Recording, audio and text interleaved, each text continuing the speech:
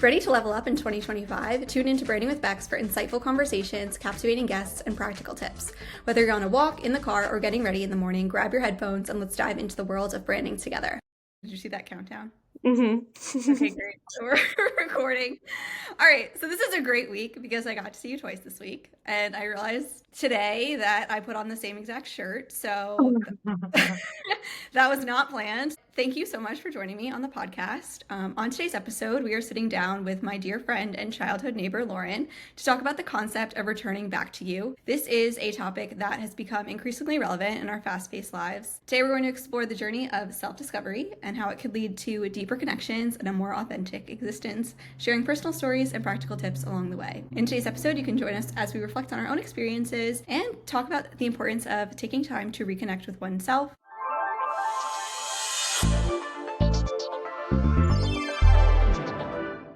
Lauren, thank you so much for joining us. I am so excited to have this conversation with you and for you to join us on Branding with Bex. Before we get started diving into the concept of returning to you, can you tell the audience a little bit about you and what you do? Yeah, thank you for having me. I'm so excited to be here.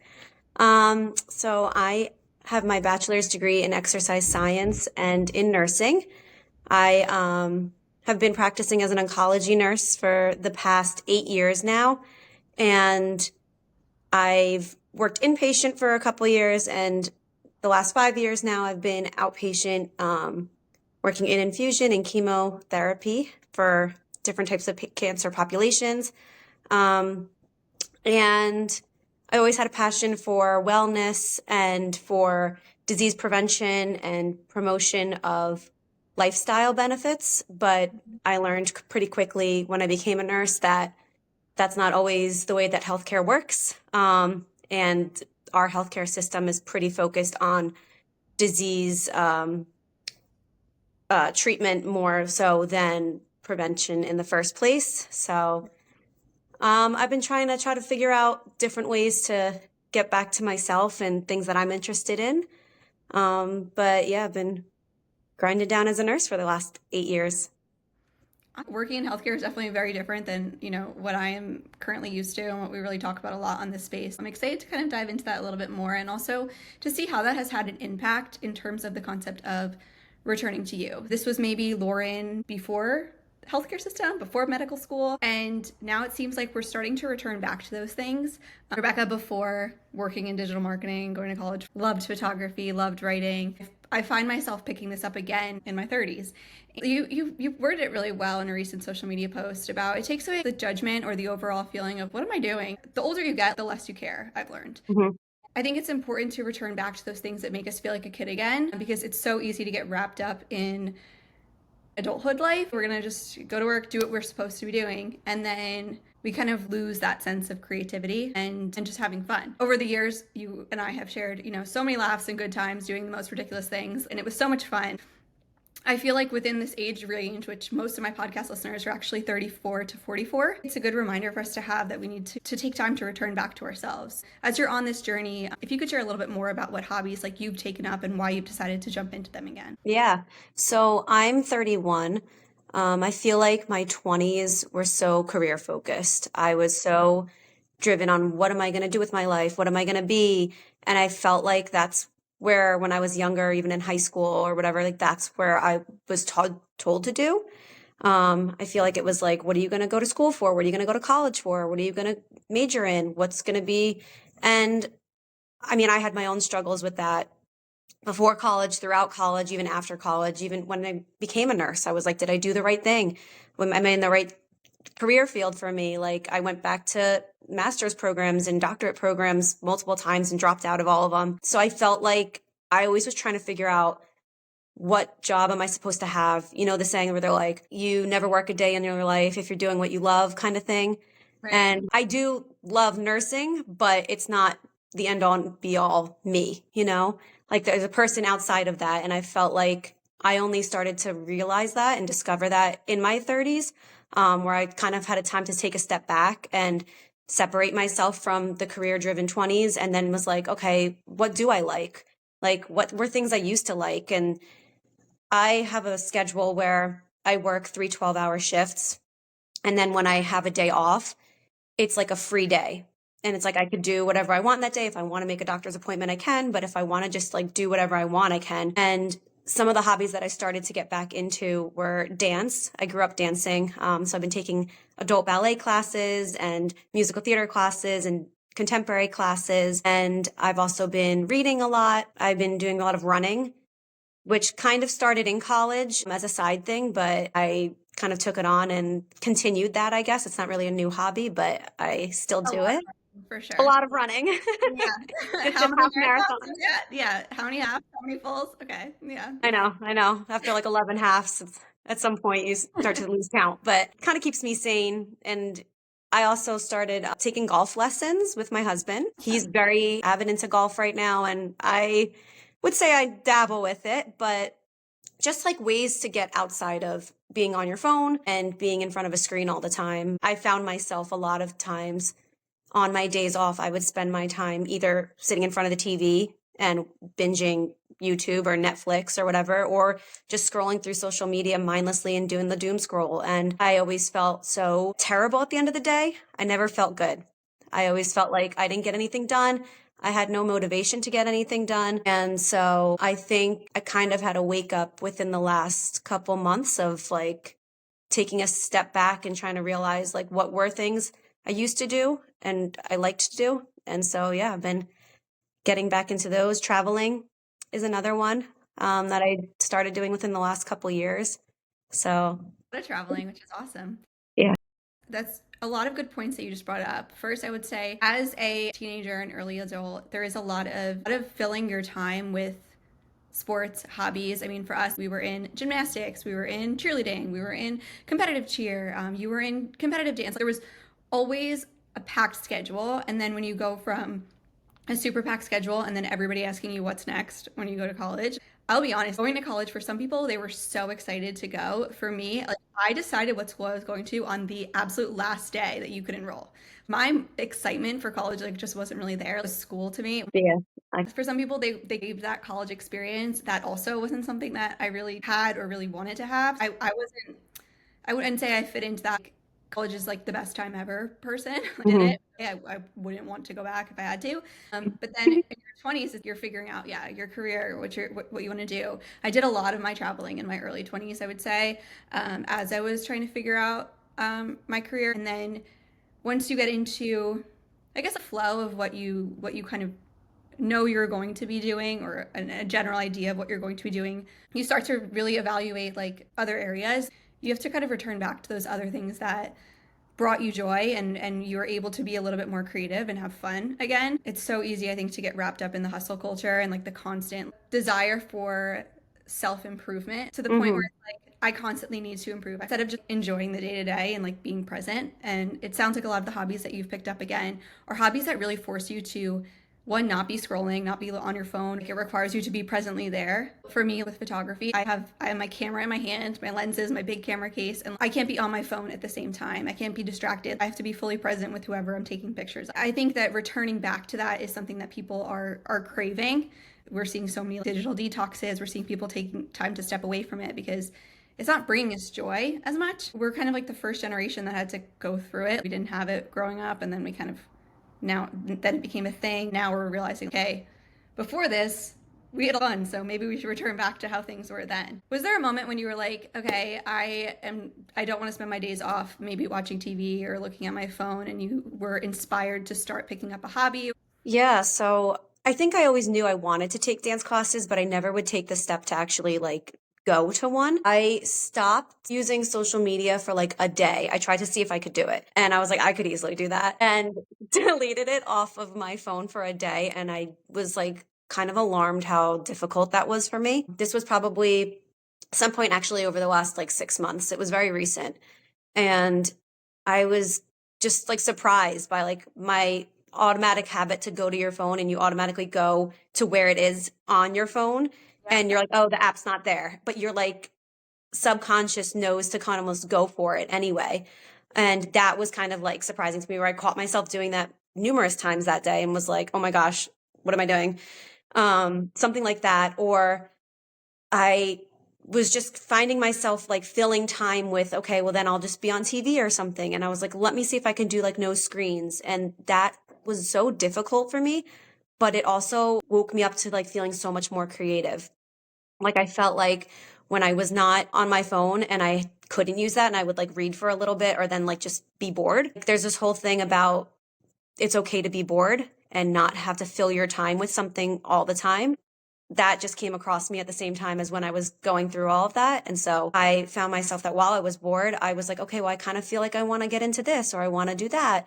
I felt creative. I felt more motivated. I didn't feel like I was in such a slump. So that's really what got me to do it. And yeah.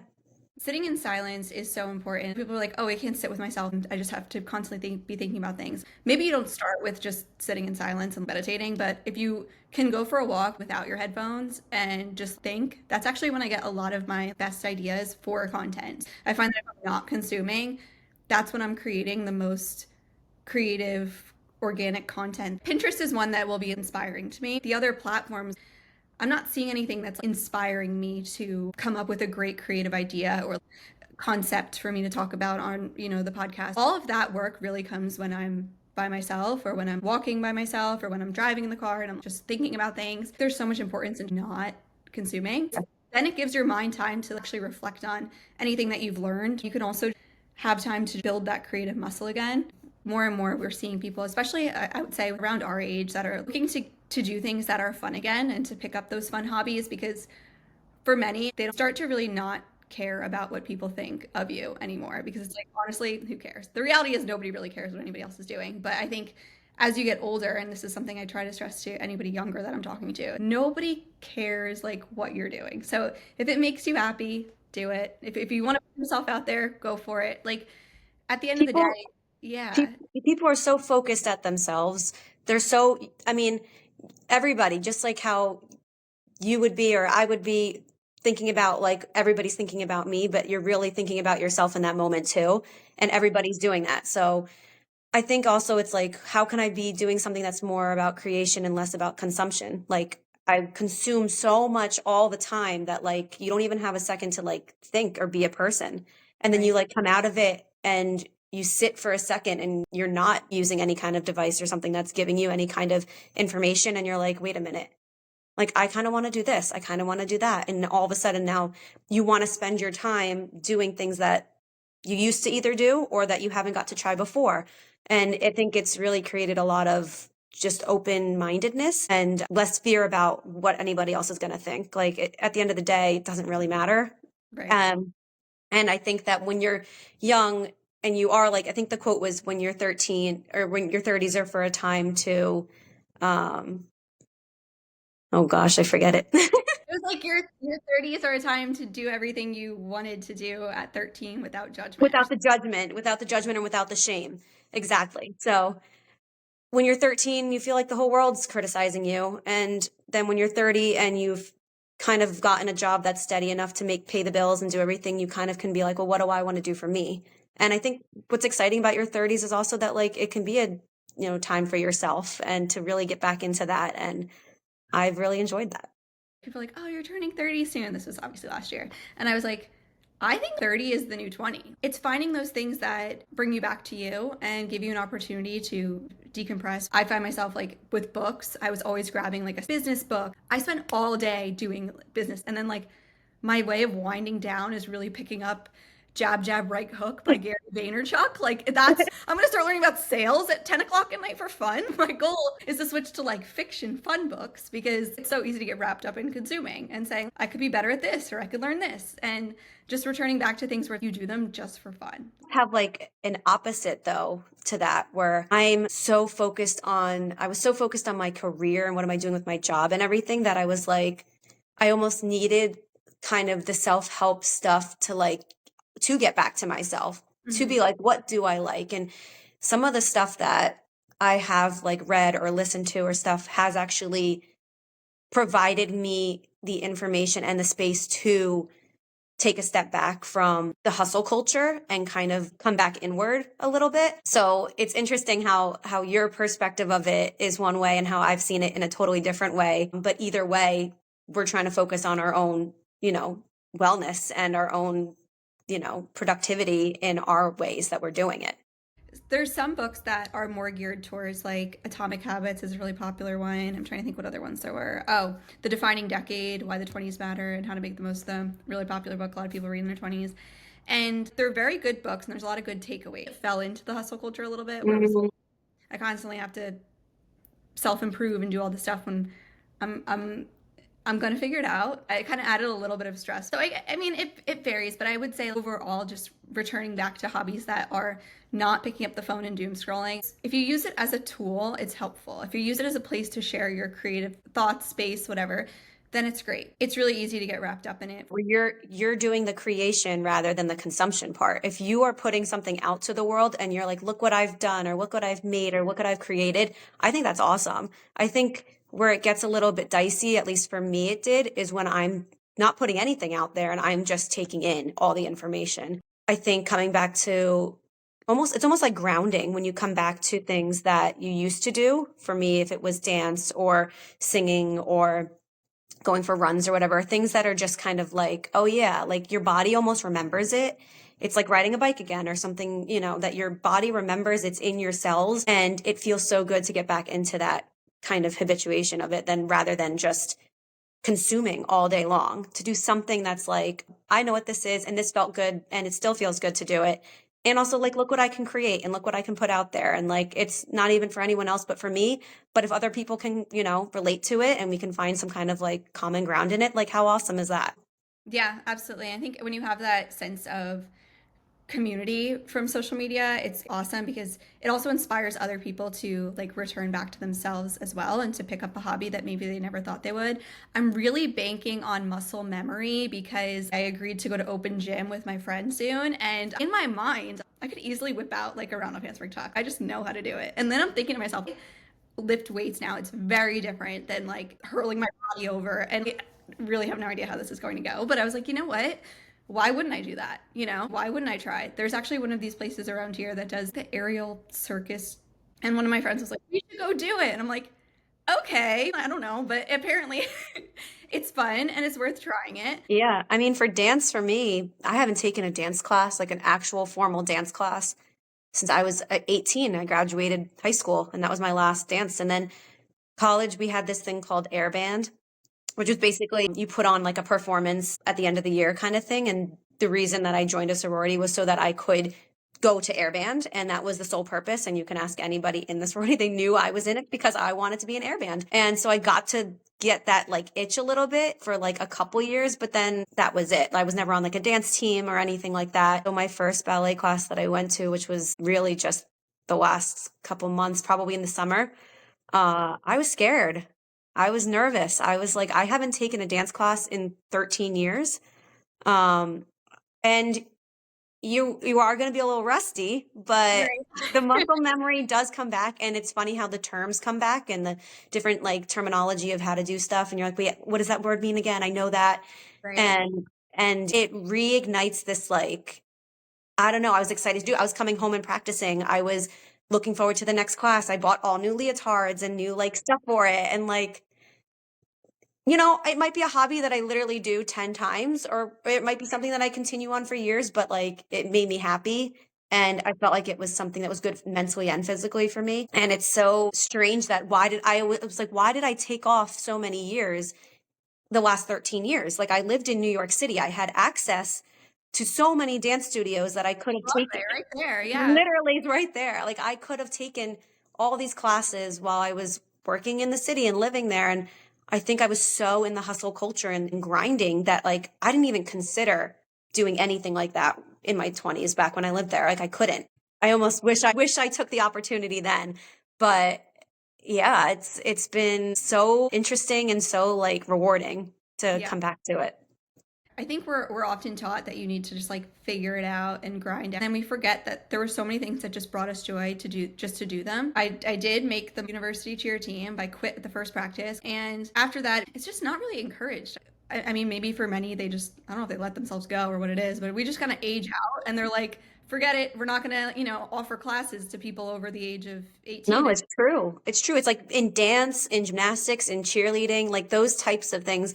There are like intramural soccer, intramural softball for anyone who likes to do stuff like that. I am not the most sporty. I do the other types of sporty stuff. Right. But like there wasn't something like that for me. And I think that I should have probably tried a little harder to look for something like that. And I was so focused on school and going back to school and trying to figure out my career and working and then trying to be in a master's program while I'm working that like I didn't even take any time for myself at I all. remember. Yeah. You're a very busy girl. Yeah. And it wasn't, but I wasn't happy. Like I wasn't in, doing it. It wasn't suiting me, you know. I think I'm glad that I put the time in that I put into my career because I think I'm a better nurse for it now, but I think I lost a big part of me for the last 10 years that I've rediscovered recently. And it's like, I almost feel like I've been asleep and I'm just waking up and being like, what just happened in the last 10 years, you know? I don't think you're alone in feeling that. I remember when I graduated college and you get a job and it's like, have And fun that's sitting it. around from 9 to 5, Monday through Friday, forever. And to me, I was like, I don't fit this mold. Like, I thought interning in the city was going to be something that was going to be like, up, she's gonna work in New York City. I was working for a modeling agency in college, and I was like, this is glamorous. I'm gonna love it. It was a good experience, but it wasn't what I wanted to do. I tried a lot of different avenues of marketing and a lot of aspects of it until I found something that I do enjoy doing. Mhm. But there was a lot of time where you're devoting time to figuring that out. Are you going to be able to pay for anything and survive? Exactly, yeah. Yeah. It's like you look people that were like big adults and like scary adults. It's like, Yeah. Well, you get to your 30s and you're like, I was supposed to have it all figured out and I'm supposed to be exactly. an adult. And then you're like, oh, I am just the same person. It's just I am chronologically older now, but like Exactly. nothing has actually changed. Yes, I am literally the same. I've It's still not figured out and I'm still trying to figure it out day by day. And here we right, are. But right, but we can do things to enjoy the time that we're not actively figuring it out. And I feel like for a lot of us, cheerleaders, gymnasts, doing a lot of the acrobatic sports, you could say, you lose that once you age out of it. For cheerleading, you're not doing an all-star cheer team in your 30s. I would love that. They don't have that. I know everybody's on different paths of life and at different parts of their life. It would just be so awesome to have more of these opportunities for adults to be able to participate in these hobbies. And like you said, I mean, maybe there was in my 20s. I just wasn't actively looking for it. But I think mhm. a lot of the opportunities seemed like workout classes. Really got involved with like Tone It Up and that whole community, which was great. But working out is a little bit more individual versus being a part of something. Unity and having a group. Yeah, I agree. Yeah. With gymnastics, it was very individualized as I was a kid. And then I remember saying, cheerleading is actually more fun because I'm on a team. Granted, if you tank your tumble pass, you're kind of on a team, but not really because everybody knows you fell. You're still in a team, but it's a little tough, but you're on a team. Having that community, it makes sports fun. It makes having a common goal something fun to work to achieve. Once you're not a part of a team or I'm not doing this with other people, it's a little bit less motivating. I realized how much time that I was sitting inside by myself. And I'm like, I had a whole day off and I didn't leave my apartment.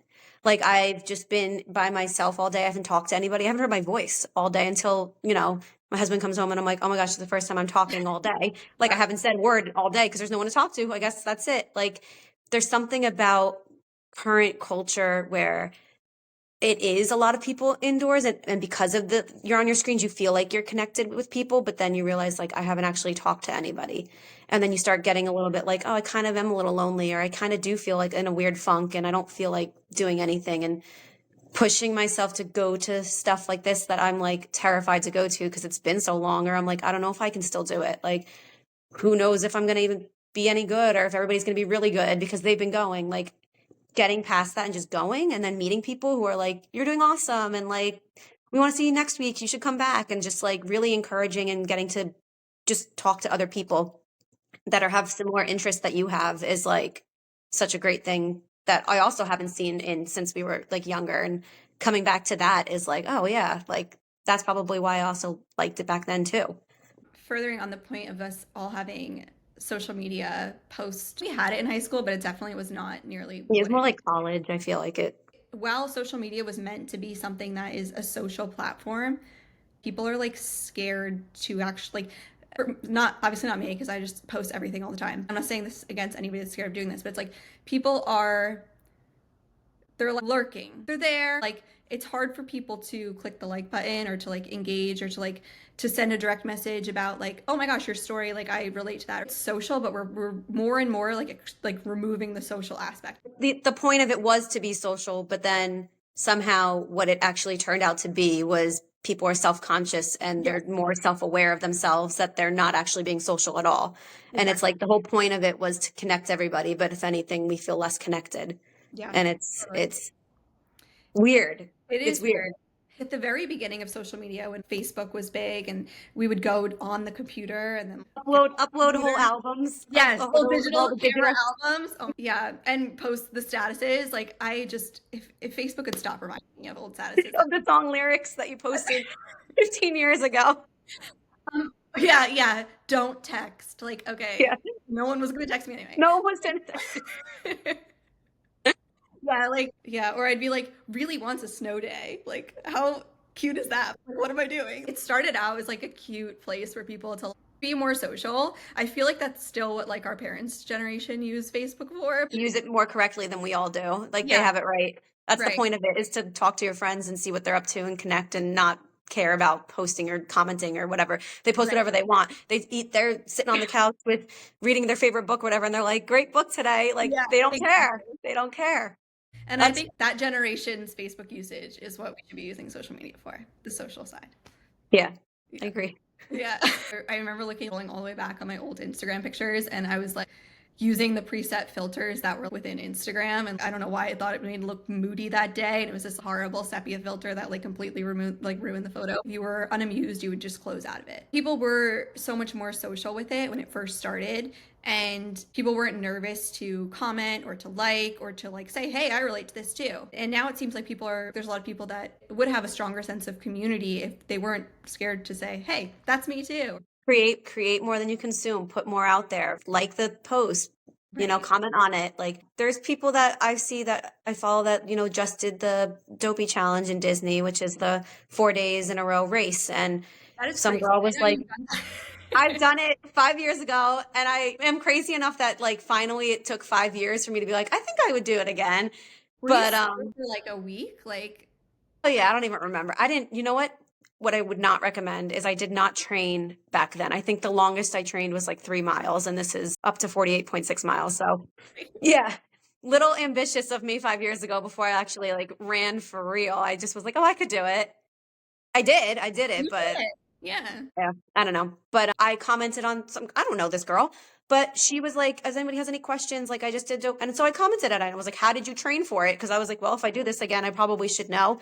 And she got back to me, and it was like very just normal, nice, that kind of connection. If I could do that more and connect in that way in shorter amounts of time, but spend my time more doing outside of, screen time stuff, the balance of it at least would be so much better than I have been for the last 10 years, I think truthfully. that I think that's a great point. I think if we use it as a tool, which is ultimately it's supposed to be a tool for communication, where we're connecting with other people with similar interests, people are really putting themselves out there. When I see people do that, I always try to like comment and engage with their content because I know it's not always easy for people to do that. I can appreciate it because I work in the digital marketing space. I live in it. When people are trying to do something different or to break from the status quo, I always try to engage in that aspect. I think it goes a long way. That's why people are putting themselves out there in hopes that hey, maybe someone relates to this experience. It does help too with the screen time because you don't feel like you're just scrolling, like you're actively engaging, you're learning something new. Maybe that's why I like Pinterest a lot too because I'm always finding something new on my Pinterest. Pinterest inspires, I feel like, too. I feel the same way, which is when you said that earlier, I was like, I can relate because when I'm on Pinterest, I feel inspired to. I saw something with a garden. I was like, oh, I want to start gardening. It's literally 12 degrees outside in January in New Jersey right now. And you But you you gotta wait on that one. I got to ways to go till I can garden. But I was like, oh, gardening, like that would be a fun hobby I could do. Like there's something about Pinterest that I don't feel like gives you that same kind of negative pull down when you're just mindlessly scrolling. When I scroll Pinterest, it's something about it makes me want to create. and inspires me to continue to want to do other things instead of what I'm doing is just consuming, and it's kind of just literally making my brain mush in a Yeah. sense. Totally get that. When I go on Pinterest, I literally write down things that I want to do. One of the ideas is this girl got these gift boxes that were unfinished from Michael's, and they were hearts, but then she decorated them. She spray painted them and decorated them and made them look like vintage cakes. So cute. And she gave them out for Valentine's Day, which I don't even have any plans for Valentine's Day, but oh my gosh, I should make a few of these because these are There so, you go. it's just something fun to do. And then And there's it's another creative. girl. It is creative. There's another girl that does these like thrifting painting projects. So the other day I went to a thrift store and picked them up, and I'm really hoping these painting projects come out cool. If they don't, it doesn't really matter. This is just something new and different for me to try, but I wouldn't have thought about doing that if I didn't mindlessly scroll. Right. So if anybody's looking to start picking up something random, a hobby, or even just a DIY project, I feel so inspired. You could tell there's weeks where I will find things that I think I can do. Like one week I cooked dinner 3 times in a row. Total shocker to Thomas. It stopped after that I've week. yet to do that. I've yet to do that.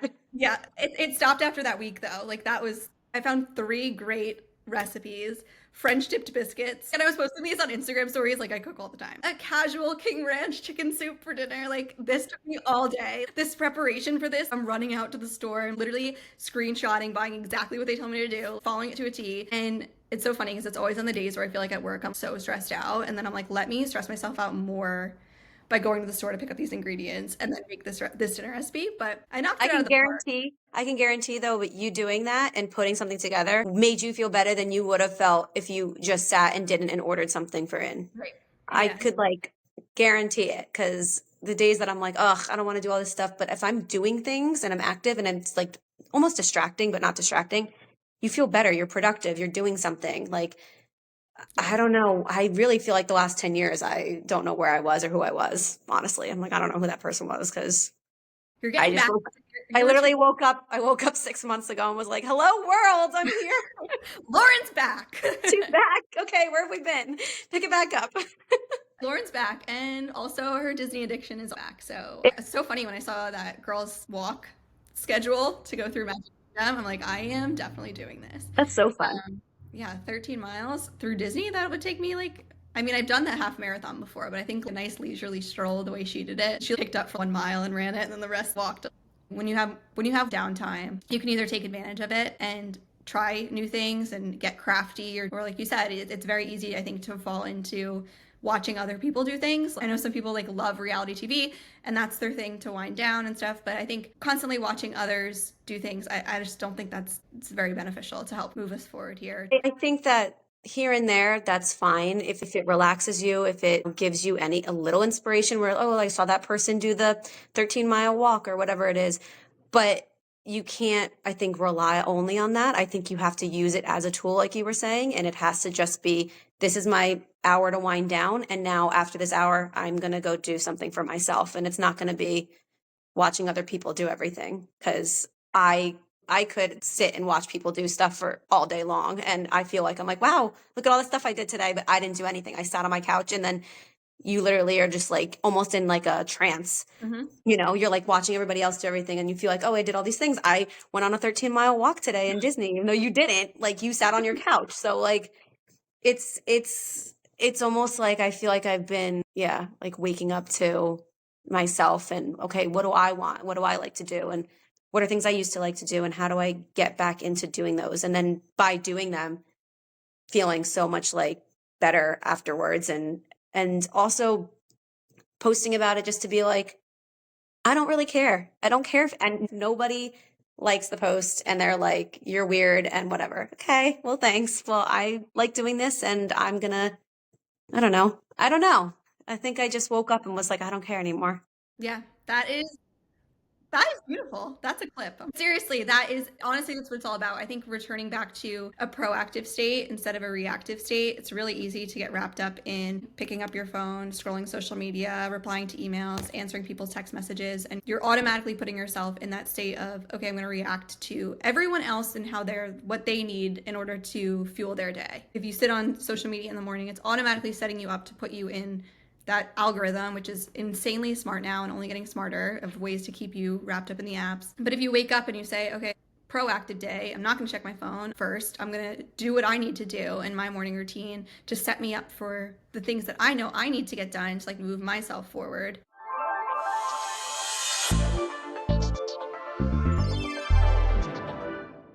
Doing things that are just for the pure joy of seeing if you can do it and going for Mhm. it. For some reason, it just really wasn't encouraged. You know what I mean? It wasn't like, hey, go see if you can do a round off back handspring back tuck today, Rebecca. Like, no one's saying that. It was like, how is that moving your career in a certain direction? How is that helping you get financial freedom or whatever? Like all that stuff, like it's not maybe, maybe it's just making me super happy and I get some kind of, confidence back of, wow, I could still do that. Or my mental space feels so much clearer afterwards. Or I feel like, okay, now I can like focus on something else. Like I think we kind of lose that part of ourselves in the part of ourselves that was just carefree and let's go and do it just to do it and who cares. And then, You look good again, honestly, returning back to the childlike, like you said. yeah, you do. And then you're like, you get this kind of spark and you're like, oh yeah, I remember that. Or that was really fun. Or I could still do this. Or, oh no, I can't do that anymore. I got to get that back. I got to keep working on that. Like, I just think it's so important to find new discoveries and old discoveries of stuff that you used to do. And even if it's scary, go for it and do it. Yeah, absolutely. I could become that annoying kid that knows how to do a backflip and does it everywhere, and we'll hope for that. But this whole plan could also go this plan could also go south, and I could realize how my creaky bones over here is not going to handle it. But you know what? We'll see. Okay. But then you work on it. And then you're like, you know what? We're going to get it back. And you work on it. And if you realize that you're like, this was meant to stay in the past, that's okay too. Then that stays in the past and we pick up something else. But, Then we move on. Then yeah. we move on.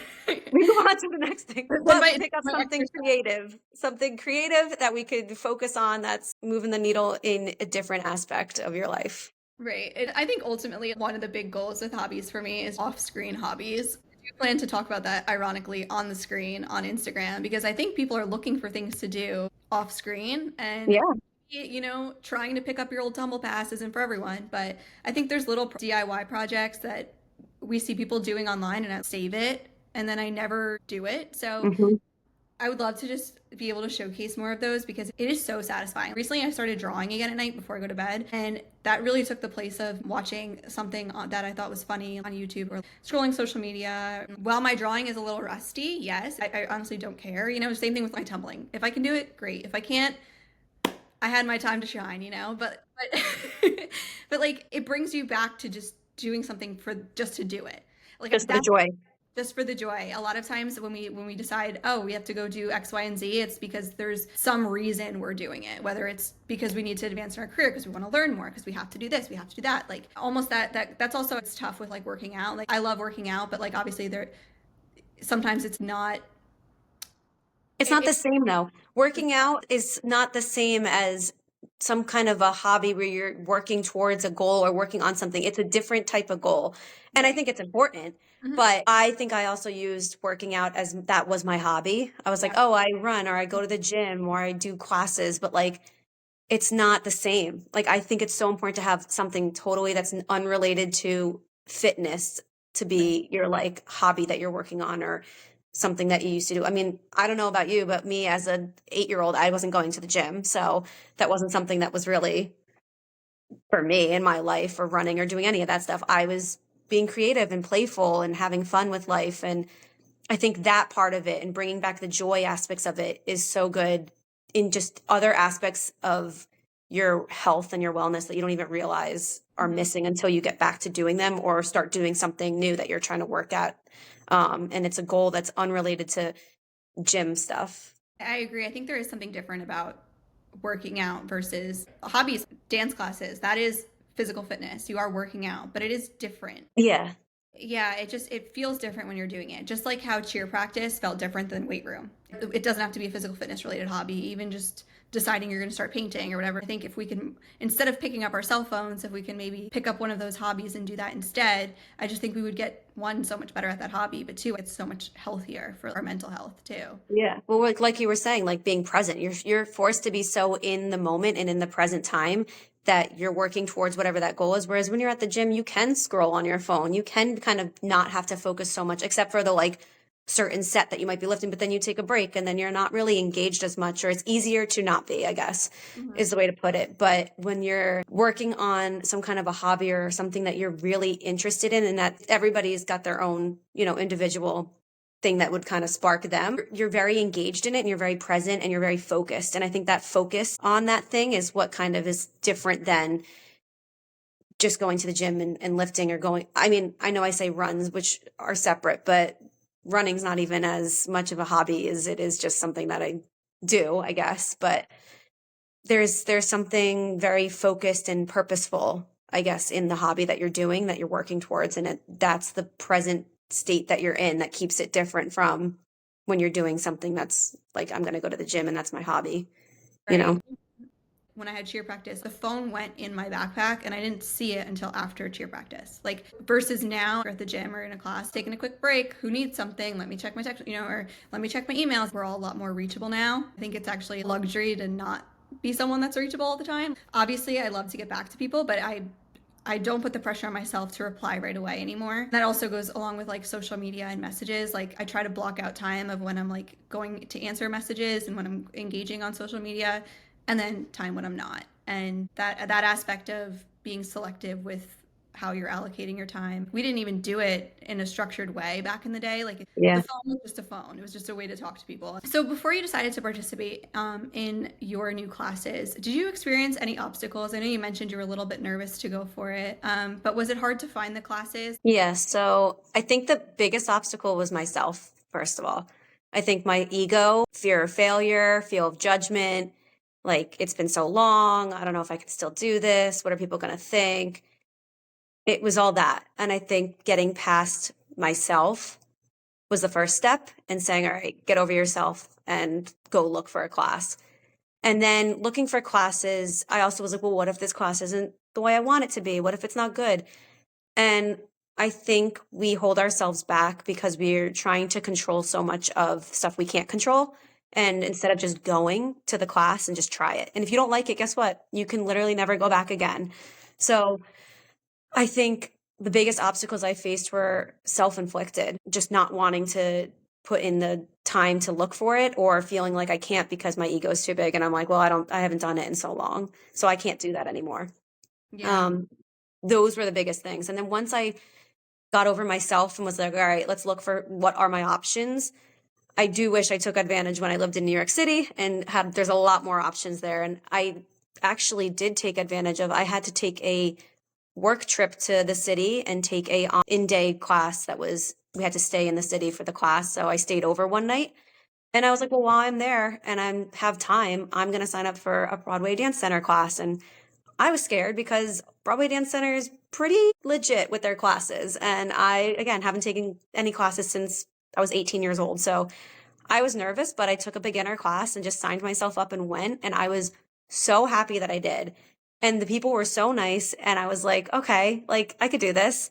And then started looking for what are the local classes here that are near me in New Jersey, and found a studio and was like, I don't know if I'm going to like it, but I'm just going to go. And like, we'll just put yourself out there and see what happens. And it ended up being great, actually. The class was like a lot better than I thought it was going to be. I had very low expectations. I thought it was going to be one of those like mommy and me kind of things. And it wasn't. It Oh, was like pretty good instruction. I was very humbled. So I was like, oh, who do you think you are? Coming into this class being like, this is going to be a mommy and me class. Like, it was not. But I was like, I want to go back. Like, I want to get better. And it reignited this spark in me that was like, oh, yeah, like I did love this at some point, and this is good for me. And mhm. I think the biggest obstacles the whole time was just me and And just trying going. to just go for it. And who cares? Just put yourself out there, go to the class. And then guess what? If you make a fool of yourself, no one really cares because they're focusing on their own self. And if you don't like it, or if you're like, you know what, maybe this isn't for me, then just you don't go again. You don't go Right. again. Being a quote unquote adult is that you don't have to do anything. You So if don't you have to don't do like it, it. you Yeah. don't have to go back. When you're most hesitant about doing something or you feel like you should do it, and then there's a voice saying, you don't really have to go. That's the time when you should go for it. Sometimes, okay, maybe it doesn't work out, but you'll always have learned something from the experience. When I was applying for the Disney College program, the first time I applied, I didn't get in, and I was really upset. Second time I applied, I got in, and they give you a role. So my original role was going to be transportation. which was ironic at that point. I just wasn't the best driver. But granted, I probably wouldn't have done actual transportation. I probably would have been in the parking lot with like the lightsaber. But aside from that, they were like, if you're interested in becoming a character performer, show up to this studio in New York City. We're doing auditions. It had been a while since I auditioned or gone on any sort of casting. And I was like, you know what? I'm going to go. I get there, and there are very well versed actors and actresses. I mean, you could tell, like, it wasn't just for college program members. They Hmm. had us doing improv. They taught us a dance routine, which I did my best. So I did my cheer dance style, but they gave us all numbers. And then as each round was going, they would call off the set of numbers that would move on to the next round. And somehow my number just kept getting called. And then ultimately I made it and was able to be a character performer. But had I not gone on that audition and been like, hey, I've been out of the game a little while. I don't know how good I would be at, acting or improv, especially next to these people that do it all the time. I Hmm. would have missed out on the opportunity to do it. It can be intimidating, but the worst that could happen, what's the worst that could have happened? I didn't get Right. cast. That you're in the same place that you still are now. So Exactly. And you know what? yeah, I got up really early, went to New York. I was lucky that, I was close ish that I could get there. And that's it. yeah. And I think, One thing, one yeah. thing that I'm really glad that I take away from my nursing and working in oncology is, I mean, the biggest regret that people have when they're dying is the things that they didn't do. It's never the thing that they went for, they tried and didn't work out. It's the thing that they're like, I wish I did this. I wish I'd done that. Oh, I should have taken that trip. Oh, I should have, auditioned for that thing. It's always a thing like, I should have, I wish I did. Hmm. And I think it's a really like a blessing that I've gotten that kind of knowledge early in my life and can take that and be like, what are things I want to do? Right. What do I want to do? And go for it, because the biggest regret I'm going to have at the end of the day is that I wish I did that, but I was too scared. Right. You know? I think something that holds a lot of people back is not fear of actually doing the thing, it's the fear of what everyone thinks about them doing the thing. Right, To right. get past the fact that nobody actually cares. They They don't. don't. Yeah. They're too busy worrying about what they think you care about them, and you're not even allocating your time to it. For most, it's the fear of saying, "Oh, what are people going to think?" Like, Hmm. there's people that have said that about social media. Like, how can you post every day? I don't care. Yeah, but I would like. I just couldn't do that because aren't you scared what people would think if you said that? No, it's hard when you're in the social media space too, because there are people that reach out about like wanting to grow a personal brand or their business page. You have to put yourself out there in order for these things to happen. You really have to get past the fear of what other people think about you, because the harsh reality is that they're not thinking about what you're doing. They're wrapped up in their own lives.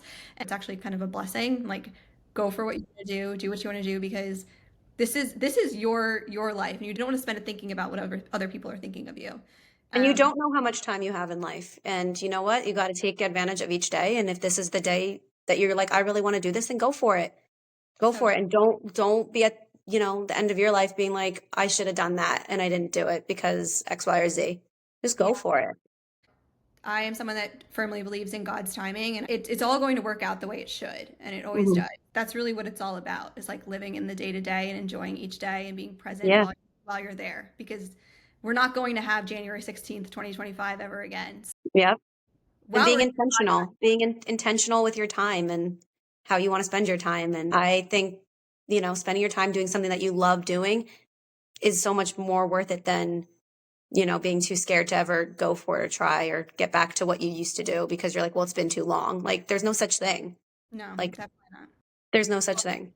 We'll find out when it comes to tumbling, but I think it's been a little long, but we'll see. Yes, and I think there's always that opportunity to get back to it and to go for it again. Too often we say like, oh well, that ship sailed. I did that back in Right. the day, but I can't go for it again. And aren't you like, you're awesome? I want to be like you. Like, I don't want to be someone who's like, oh, I can't do that anymore because I'm old. Like, Great. Like, oh, what fun is that? Sorry, right.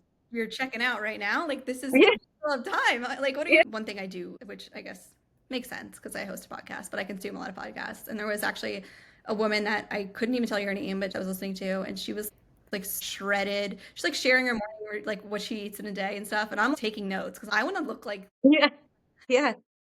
she's like, I want to be in the best shape of my every decade. I say it's going to be my best decade because I want to be in the best shape of my life. I love that because I'm Yeah. glad they're over, ready for 30. Honestly, I look back. Everybody goes through a phase where they want to be blonde and they're not, and we did that. We all do it. ID for work is still half brown, half blonde. It's The it's that ombre, here. the It's ombre that. fade, the ombre fade. It's literally half We my all do head. it. We all do it. We all do it. Everyone does it. I don't know. It's a thing. It's like your 20s. And when you look back on it, or you see people that are blonde in their 20s, you're like, that's cute. You'll move on. You're like, oh man, one day you'll be like, why'd I do that? One day you'll say, you know what? We're better natural. We're gonna move back. This That's is what why God gave me this hair for a reason. This is the gun I'm supposed to have. this is what I'm supposed to have. Okay, everyone. We go through that phase, and it's suddenly we all think we're natural blondes. And it just progresses, I think, from the sudden. I have like very dark hair. The first time I got highlights, and I remember my hair was highlighted, was like a dark brown. Like it was like one tiny little minute. I walked around the day. I was like, so I went blonde today. You guys might not recognize me because I'm blonde now. I'm so glad that that phase is over though. Everyone goes through it. You go through it. You live. You learn. You dye your hair blonde. You realize you shouldn't have done that and ruined it, and then you get back to your natural roots, and that's what And then happens. you get back to yourself. That's what this is all about. Getting back to you. Yourself and your roots and your natural hair color. Yes. Get back to yourself in every aspect of your life, including your hair color. Get back to your natural roots. That's the takeaway.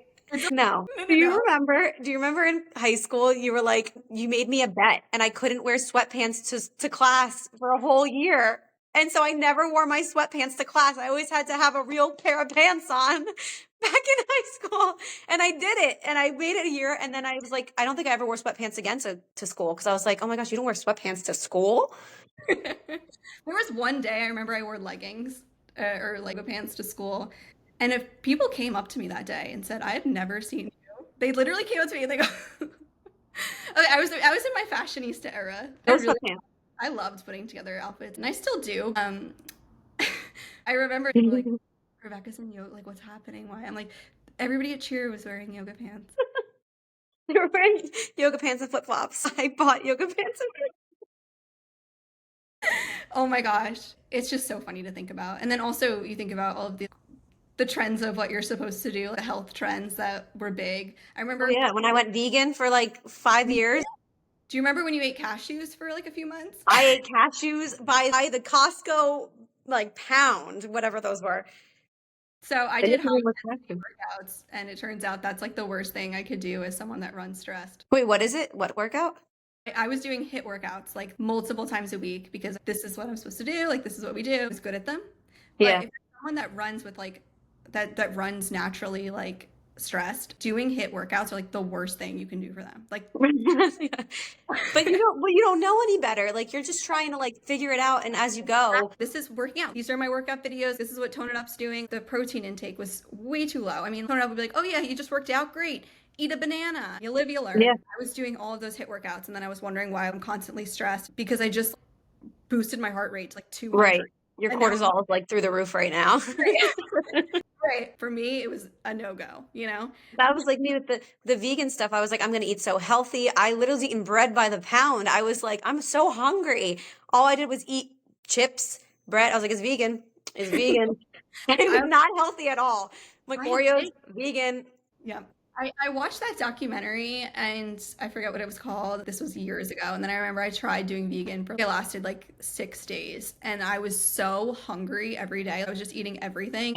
I've had no energy. Which is fine. I was just hungry all the time. I was like, I'm constantly eating because my body's not probably getting enough calories at all. And it's not even enough nutrients. I'm just eating a bunch of like random breads and stuff. Or what I was doing was I would replace meats with like the plant-based meats, but then that has all these nasty things in it anyway. So then I was like, well, this isn't really healthy either. And I was like, maybe we just got to go back to the basics and return back to me, Yeah. coming back to myself, and let's just eat a normal, well-balanced, rounded diet and we'll be okay. We're gonna be okay. Yeah. Yeah. I mean, that's the thing I never really understood too about the vegan vegetarian culture is that they didn't like eating the meat itself, but then they make Swap that tastes they like make it. the same exact thing that looks and tastes like it. Because it's full of just like soybean oils and all that stuff Yeah. in it that you're just like, that wasn't really nutritious either. Right. What Yeah. am I doing? Yeah. Yeah. But again, you live, you learn. I know there's I got so back to many myself trends. on that one too. I came back. I was like, okay, let's bring it back. We're returning back to us from hair Coming back. color to diets to Yes, this is literally in every aspect of my life. It took 30 years, but we're getting there. So yeah. You know what? I'm right there with you. I totally get it. I think if only we recorded this when we were 18, which probably did record videos of, I know we for a fact we did, and we shared them on each other's Facebook walls, which were they still show up sometimes for me in the memories. And we're like lip syncing Miley Cyrus, and then we would think that's great. Let's post it for everyone to see and like It share. was great, and it is. Everybody should see it, and they should all engage in the content, everybody, and let's be social connected. I remember this was, I don't know if this, embarrassingly, I don't know if this was high school or after, but I remember walking down to your house and that was in our like, we're gonna get really fit. We did like our bike rides. Is this the basement one you're thinking of? We made a circuit out of your mats. It's like an obstacle course circuit. And then didn't we do like some weird like pose that like you Right. you had those power crunch leggings on, and I could picture it. I'm like, it's not like Peter Pan where you like hold the person up with their legs, but we were doing some kind of like upside down pose where our legs connected, and we took a picture. This is gold. This is premium content. Oh my gosh. I just remember you had one of those mats that was like a triangle and it was like flat on top. And we did set up an obstacle course. That was our way of working out. We were like, we're just gonna we'll do this circuit for like an hour. Oh my god. No, I mean it was so funny looking back. Just like when we rode our bicycles to get ice cream and then realized after ice cream that my dad had to come pick us up and put our bicycles back. That was the workout. This We was the hit the limit for the day, and that's the limit. The reward is the ice cream, and now drive us back home. But in our defense, we grew up without having things in walking distance. Like when we got this idea that we could reasonably do it, I mean, driving over train tracks and into traffic.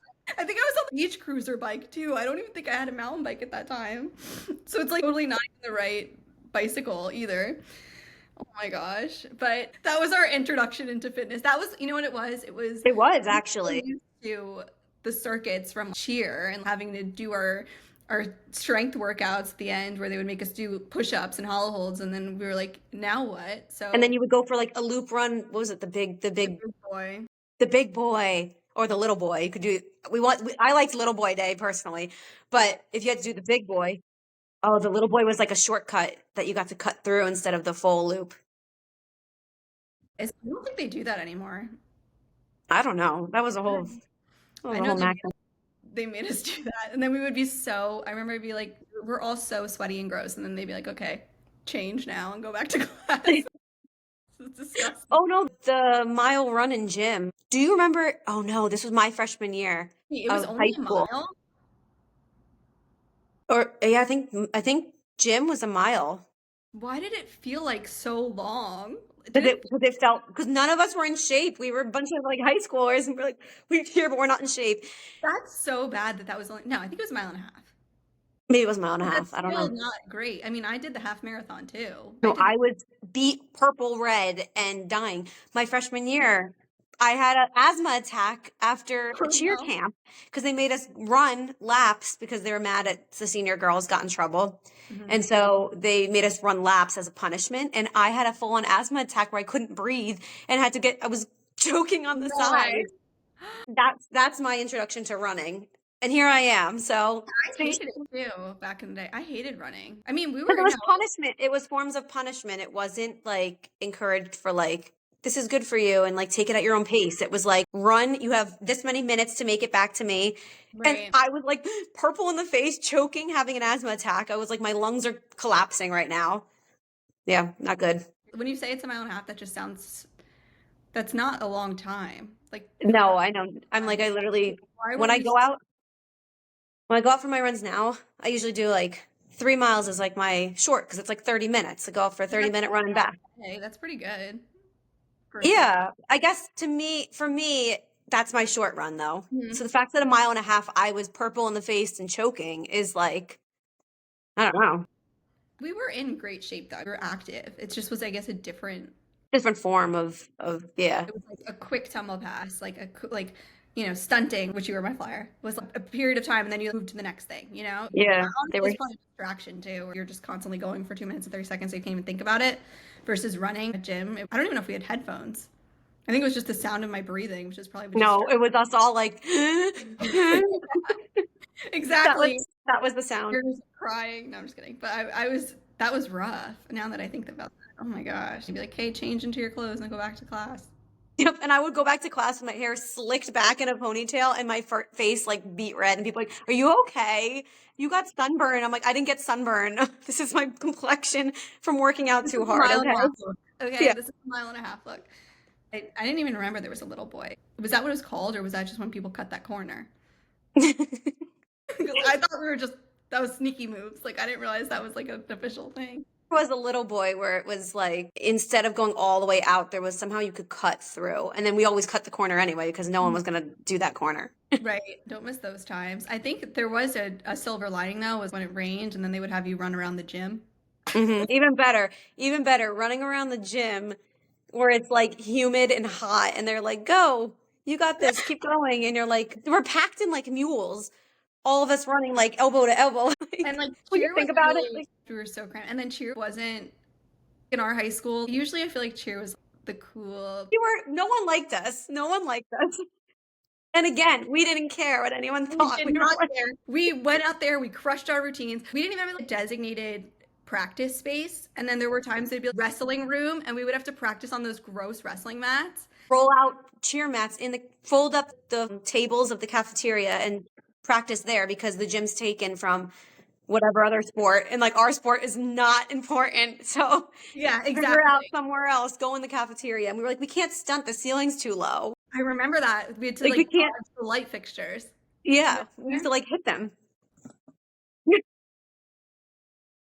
Then after practice, when we were like exhausted, they would make us roll all of those mats back up and then put Yep, them on those little dollies and bring them push back. them back And at that point, you're every just day. like gained, and it was every day. Okay, so when I say return back to me, I mean not actually doing all that stuff again. I mean, You let's don't try. want to roll the mats I out don't want to roll and the do the mats big out. boy. No.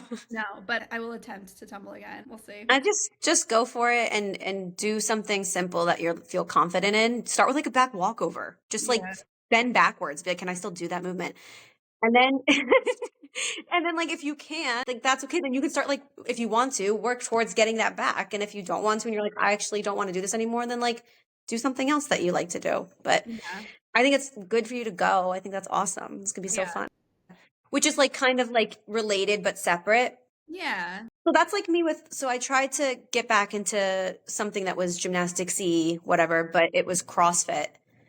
I don't think I'm a CrossFit girly. I I tried. tried. I did not I like it either. tried.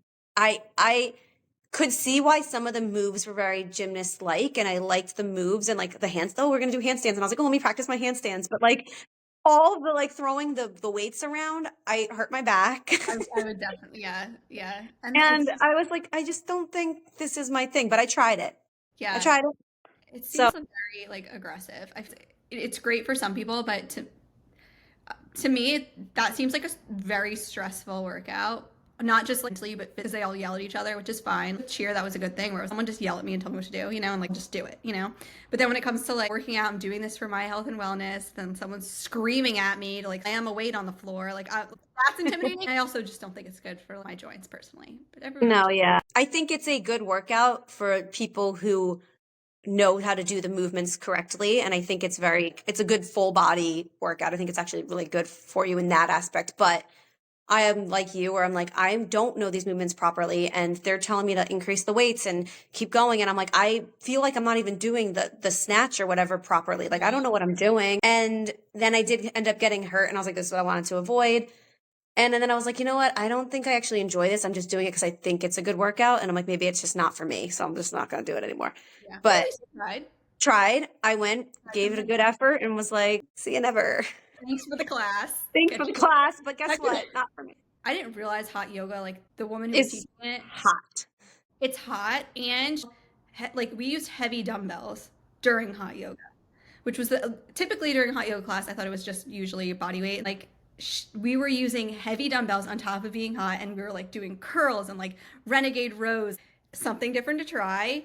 Did I continue it forever? No. Like it's always good to kind of just, I don't know, switch it up, try something new because Yeah. I have some fun, random, rapid fire questions, and I did not send you these beforehand. So, We're just gonna rattle them off and see where it goes. Wow, we've already had an hour and a half of this podcast. Look how fun and witty we are. We just could chatty chat. We are chatty girls. So, if you could have coffee with any historical figure or celebrity, who would you choose? So I have a couple that come to mind. Hmm. Audrey Hepburn. I thought for sure it would have been Mickey Mouse. Okay, but my second would be Walt Disney. Disney, So not far off. good one. You know, Queen Elizabeth. Queen. Queen Wow, Elizabeth, right? so good. I feel like Princess Diana would be up there for me, and Oh, maybe you know what? You know what? You're right. Sorry, Elizabeth. she got bumped. She got bumped down.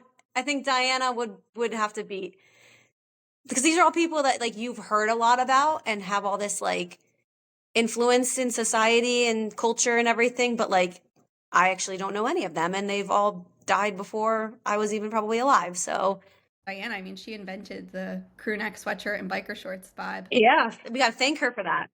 And honestly, she knew so much, so I would definitely, she would be one. I'd be very curious to pick her brain. Audrey Hepburn's a really good one too. I'm gonna have to keep working on my day jobs. And don't quit your day job. If you do get to have coffee with Walt Disney, that would be something just to slide in like a membership to Club 33. So that Oh would be, yeah, yeah. yeah. I Be saw like, someone with a bag when we were actually at Epcot the other day and had a Club 33 shopping bag. Anyway, those were good answers. So you're quite the world traveler. What was your favorite trip you've ever taken? my favorite trip I've ever taken has to be Tanzania in Africa, and I think that's like my gateway drug to travel in a different way. I've been like to Europe and Canada and stuff like that, Mexico, but going to Tanzania was such a grounding experience. Very present. I was like, you couldn't not be present. One, you couldn't really, you didn't have enough connection to be on your phone that much, which was also a blessing. But all your senses were so active while you were there. It's like you're using your sight, you're using the sounds of the different animals and what they're making. You can like have different smells and stuff like that. Like it was very eye-opening, and I fell in love with like traveling to see wildlife in different parts of the world and different types of geography of, the world and stuff like that. So now when we are looking to book trips and stuff, like that's one of my main things is like, okay, well, what kind of wildlife can I see? What's the geography there? Like, what's the experience and the adventure going to be? And so Tanzania, Africa, I went there and now I'm ruined for life. I can't go on a trip again. That's not like something really cool and epic to do or whatever, but it was, That's the spot to go, huh? yeah, it was really, really cool. I think you share some pieces of your travels too on social media. Is that something that you do, a recap of your trips, or how do you kind of go through? Because I'm sure you have so many pictures and memories from those. Yeah, so I try to, when I'm there, I like to be present, but I also like to not forget things. So while I'm there, I'll go day by day and be like, okay, like what were the highlights of the last couple days or an area if we're traveling within. So Africa, we went to a couple different countries within Africa. So I'll like focus on the one country, like what were the highlights of that country, and I'll share different things like that on my social media. I've been wanting to compile like a video and put all of my memories from different travel on YouTube. I just haven't gotten to do it yet. But we've YouTube gotten to so Shorts. what? YouTube Shorts. That's your little hot tip from your YouTube digital shorts. lifespan. Fastest, Yeah. faster way to grow than the full long form video. I'll have to start with the shorts, but I do want a long one because I want to put all of my footage from all of our different travel, like from that place. So for Tanzania, it would have its own video and it would just be all of our Tanzania footage and stuff like that. And Oh, I right never. now it's mostly on my phone. And I Yeah. just look back on it and I'm like, oh, but I kind of want to put it in one place where I can like have each place and have all that off of my phone and out Mhm. somewhere else.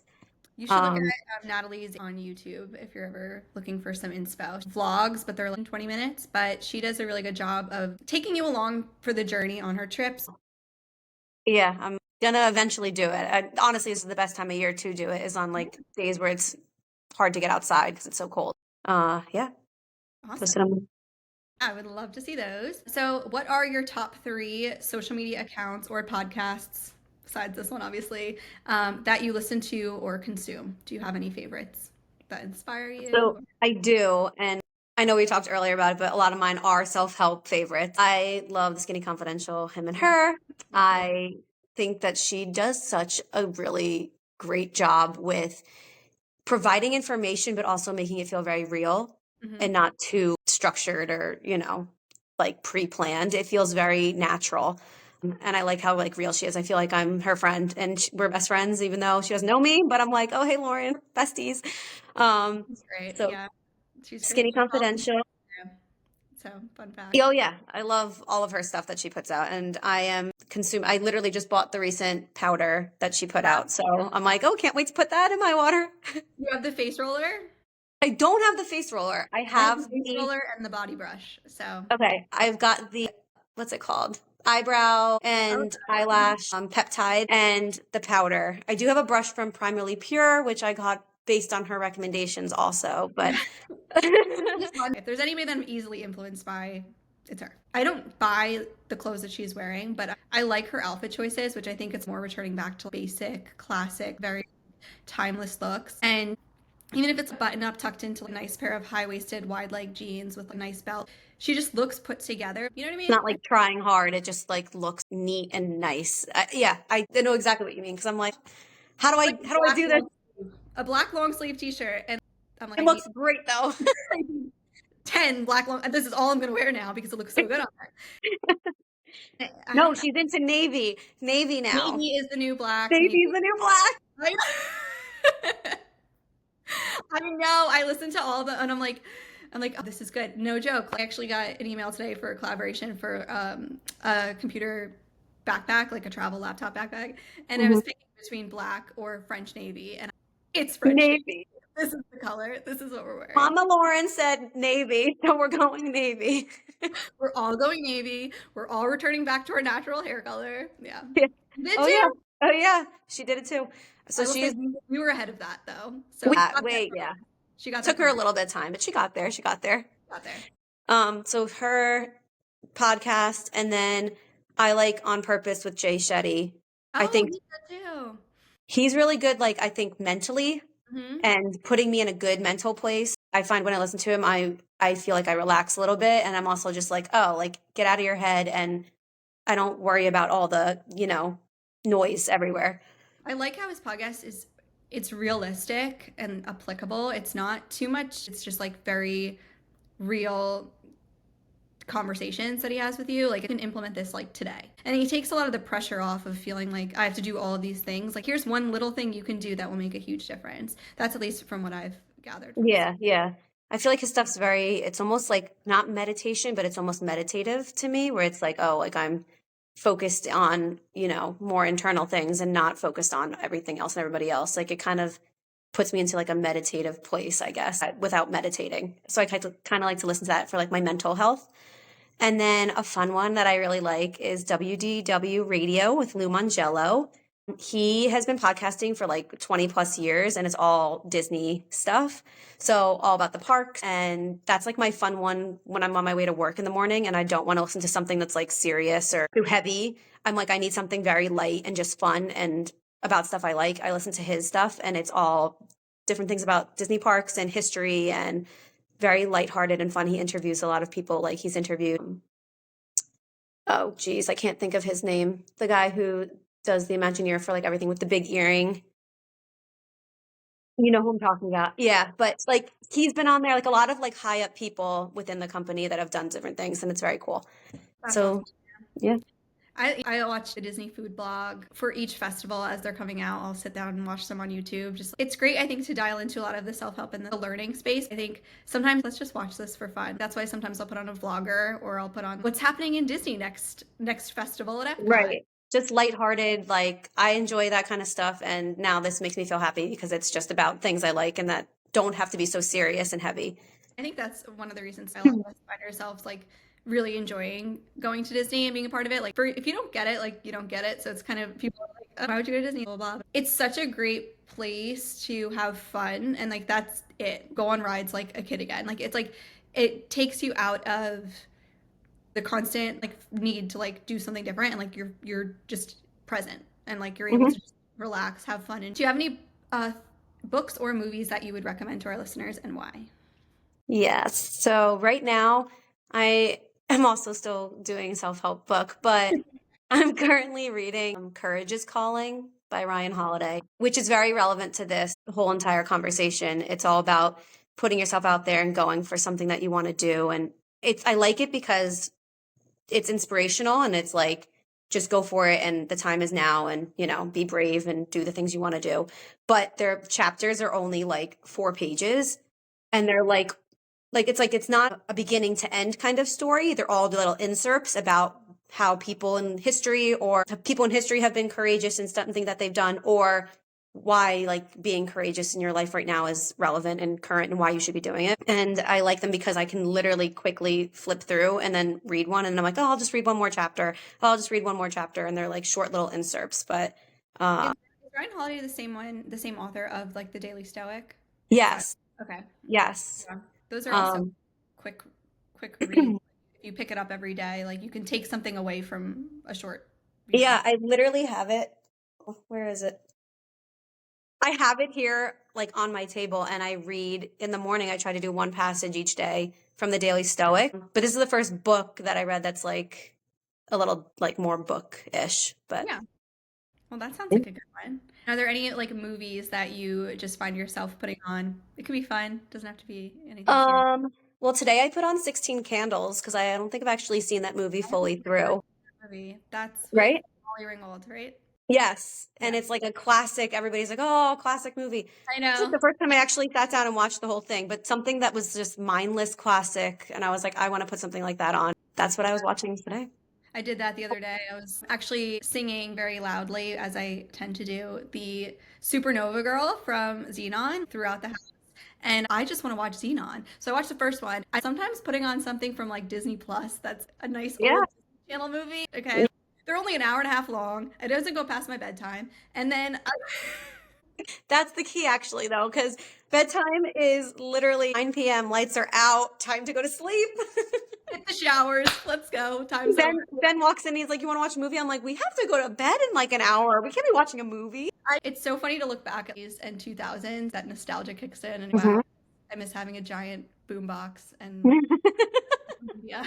So good times. Returning back to me, I'm just gonna actually get rid of all of my technology and just go back to my hit clips and Like, actually, we should start a movement, and this is starting right now because I'm in. Sign let's me up. I'm and starting. Polaroid cameras and Yeah, anybody wants to look at each other's pictures, like we'll just get the printouts and just exchange 4x6s and everybody yeah. can Photo albums. photo albums. We'll bring them with us every time we see each other. Just take my stack here Yeah, it brings you back. Technology looked cuter. Old Macs and the old computers that they with had the that were color. the colors. Do you remember Yeah. carrying around a physical iPod? Those were so cute. Why did we stop doing that? It was a cool time, and Disney will remind you of those cool times. They just put up a reel the other day too. I don't know if you saw it. When you knew it was about to be a great night, and it was an old TV, and then it had the original intro, and I'm like, stop, stop. Those were great times. I love Lizzie McGuire. That was so good. I rewatched it, the whole series, probably like 2 years ago. They're not that long, and there's not that many. I thought there was more for some reason, but there's What was not. the other one? Even Stevens was another one. And then the Lizzie McGuire movie, though, I love that movie. I could watch that over and over again. That was what I was Yeah. for Halloween this year. So, if you could live anywhere in the world, where would it be? And this is our last real question. Ooh. Okay, so I think about this literally on a daily basis because I'm constantly like, where should we live? Where should we live? Where should we live? Um, I've never been here, but I hear great things about New Zealand. People So rave about. my neighbor again wasn't in the cards. Wait, what? Moving into the house next to me isn't something you would want to do again. You know what? That was my second option if New Zealand fell through. If my visa didn't get taken and I couldn't get into the country, it would have been next door to you. Mhm. But I would Just so we try. can do the circuits in the Just basements. so we could do the circus in the basement, as long as I get a basement. I don't know if Florida's going to give me a basement, but As long as we can bring the mats out for workout time. Yeah. yeah, we still have them, so Oh, dust them off a little bit, New Zealand, New Zealand. Wow. I've heard really great things about.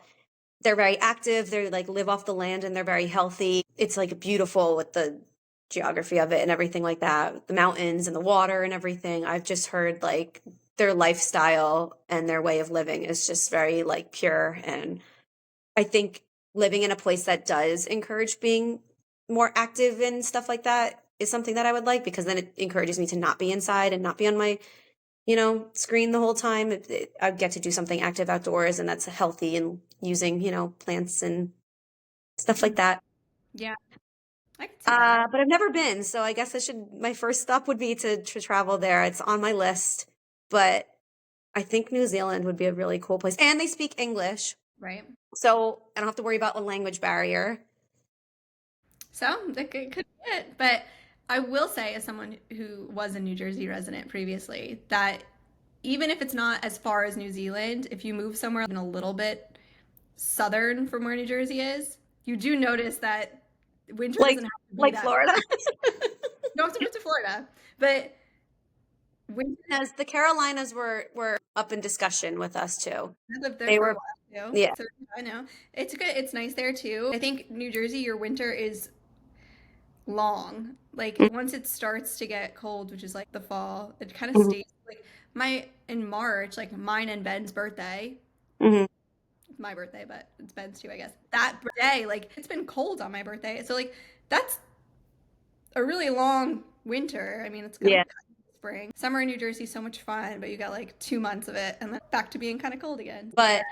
But I don't know. I struggle with that a lot of where to live because I do like access to New York City. Mhm. I do like the ability that I almost wish like right now I wish I was closer where I could jump in and take a dance class on a day Right. off. Where if I want to do that right now where I am, it's going to take me 2 hours each way to get into the city, and to take an hour dance class to travel 4 hours is just insane. I'm going to be Right. gone all day for the one class, so I struggle with that with where I currently am, and I do like my current position in my job, but Luke's barking. We actually only have one question left in the podcast. So the last question in this 2 hour long discussion about returning to you and your roots and your wellness routine and everything above. Where can our listeners find you online if you would like them to find you online? Come find me and be my friend. I could use more friends. Instagram is _Lauren_Cahill. And I'm on Spotify if you Ooh, want to watch me run and stuff like that. I run different places in different lengths. nice. Strava. Oh, I said Spotify. I meant Strava. I'm on Oh, Strava. okay. What's your handle on Strava? Lauren Cahill, I think. And Hello. Well, I hope that that's it. so Instagram is _Lauren_Cahill. Strava is Lauren Cahill. And then I guess YouTube soon will be Cahill Chronicles. Woo, You Cahill can see my Chronicles travels. coming soon to YouTube, Coming soon to a device near you. but also get off of them because we're But returning. also get off of them majority of the time, unless you're going to connect. Yeah. Unless you're listening to my podcast and watching Lauren's vlogs, there's no need. Yeah, you need to be getting out there and creating yourself. All right. Well, thank you, Lauren, so much for being on the podcast. This was so much fun. You are welcome back anytime. I will add your links in the show notes in case anybody wants to follow along on your journey. I would say this was a solid 2 hours of our expert advice that we're that we're offering to everyone, but you knocked it out of the park for your first podcast. I would say Thank 10. you. So thank you, I'll Lauren. come back again next week. I'll see you all then. Thank you for Yeah, we'll having me. brainstorm some new topics and we'll get you back on again. But yeah, wow, I got to see Lauren twice this week, virtually and in person. So look at that, guys. You can do both. All right. Thank I'll talk you. to you later. Thanks, Lauren. Bye.